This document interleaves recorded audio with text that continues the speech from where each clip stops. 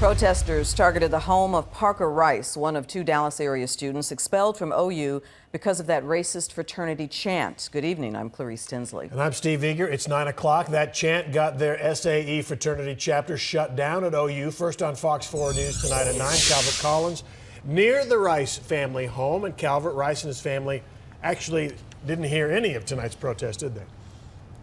Well, that's correct. That's what neighbors have told us, that they are not home and don't plan to come home for quite some time. We can also tell you their home is now under Dallas police protection, at least for the time being. But that peaceful protest never really got out of hand, possibly because Dallas officers flanked those demonstrators, ensuring that they stayed in the streets and didn't hold up any signs. But we should mention at times it got heated, yelling at some neighbors, but most of the neighbors just acknowledged them and let them pass by.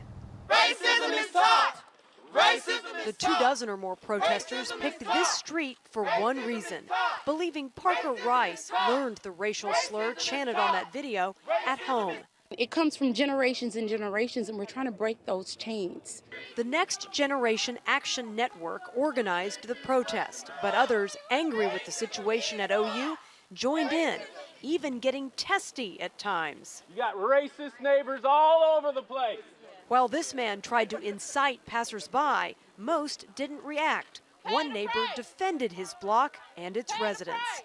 I will say that I heard some of them saying that the neighborhood's racist, which is totally incorrect. It's painting with a very broad brush when you start saying things like that. This is what democracy looks like. While other members of Sigma Alpha Epsilon were on that bus chanting the same words, 19-year-old Parker Rice and 20-year-old Levi Pettit are the faces of those racial slurs.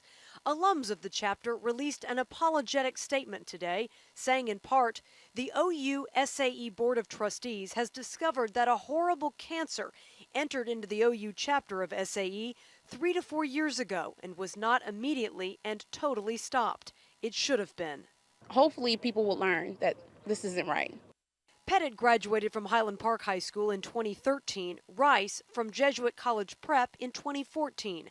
Dallas Mayor Mike Rawlings sits on the school's board. It's disappointing that alumnus would participate in that. Not acceptable, and hopefully it's a lesson we can all learn on that.